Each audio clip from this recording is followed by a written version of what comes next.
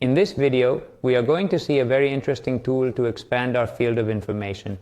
Basically, we will expand the information that we can access by using translators and dictionaries. With these tools, we can access searches that otherwise would be hidden because we don't understand the language. For example, if we type in here MIT, which is a US university, Google already detects that it is not in the language in which we have configured our browser and tells us if we want to translate this page. We click here, it now tells us that it has translated the English to Spanish, it has auto-detected it, and we could change it. And now we can close this pop-up. As for the rest of the page, look, it has translated the whole thing with minor mistakes. Very nice. Let's continue seeing how this works. Look, all the keywords are properly translated. Education, research, admissions, etc. The best part is that this tool not only works with English, but we can also translate it into Chinese. Let me search for this Chinese website, which is a Chinese aircraft manufacturer. Let's see if it works in this case. On the Chinese page, there is information that is not on the English page, so let's see what the translator does with this. All right.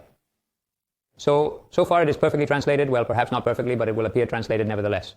Even though the translation might not be perfect, this allows us to experience websites that otherwise we couldn't have understood whatsoever. Let's come back to the search bar. We can also type in translator in here. And by doing so, we will get the Google Translation tool, which allows us to either auto-detect a language or select it manually. This way we can translate it to another one we want. It has a limitation of 5,000 characters, but we can work around that limit cap. We can also use the microphone if we happen to have one. This way it will translate whatever we say by converting the audio to text and translating it. If we want to access the complete tool, we will have to click here. And look, it allows us to translate text and documents that we can upload within the right file size. And then it allows us to select detect language, so there is more manual input on our behalf with this option. Instead of letting the site auto-detect whatever language we are planning on translating, let's continue seeing things about the site. If we copy the URL here, it is going to give us the same functionality as the one we've seen before.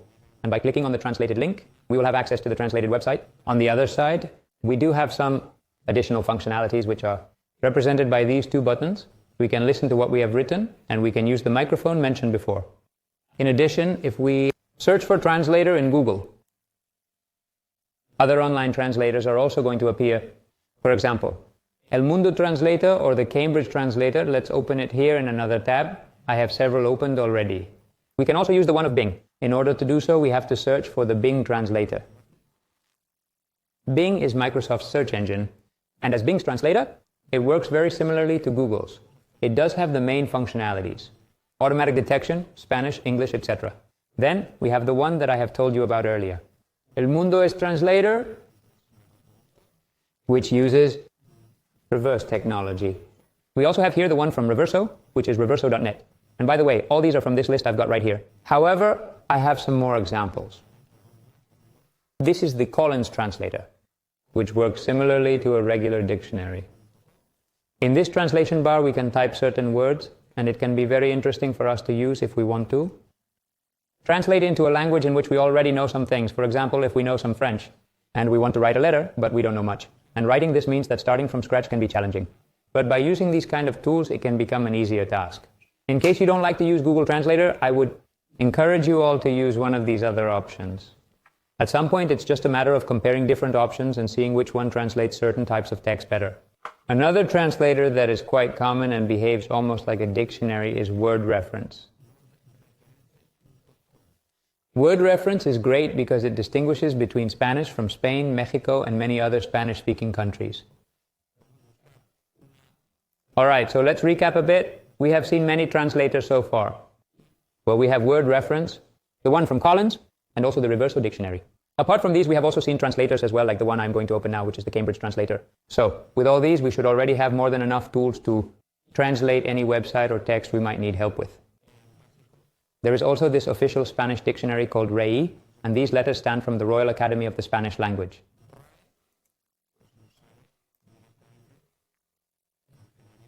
Let's search for it and see what comes up. Let me type it in here.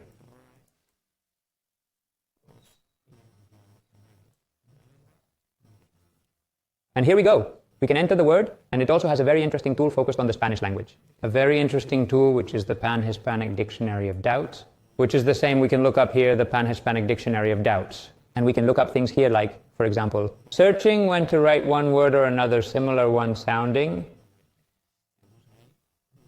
And it will tell us which one fits the context around it better. So this site is quite an interesting resource if we happen to be studying the Spanish language. And of course, there are more dictionaries. For example, dictionaries.com, which is a dictionary that has a paid part and then a free part in several languages, such as Portuguese, Polish, German, and so on. Then if we want to go away from the typical dictionaries, we could go to, sorry, I've skipped here, to Pertium.ua from universidadealicante.es, which is a dictionary from Spanish. To Valencian Catalan, you have the versions. Here we have, and now we also have Valencian Catalan. Then we also have English, to Catalan. We can put the original text and translate it. And then there is an initiative of the European Union that is called MultiDict, multidict.net, which gives us access to many dictionaries. Let's click here with the right mouse button. Here we can tell it we want to translate the word dog.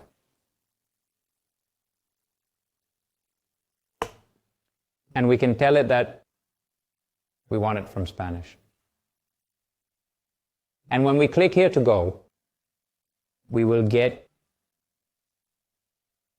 a lot of languages, and here we can choose a lot of online dictionaries, the one of Reverso, the one of Larousse, the linguistic one, and many others. So well, with that being said, I really hope that you all who are curious about languages find this video useful. Let's translate text together. See you all in the next lesson.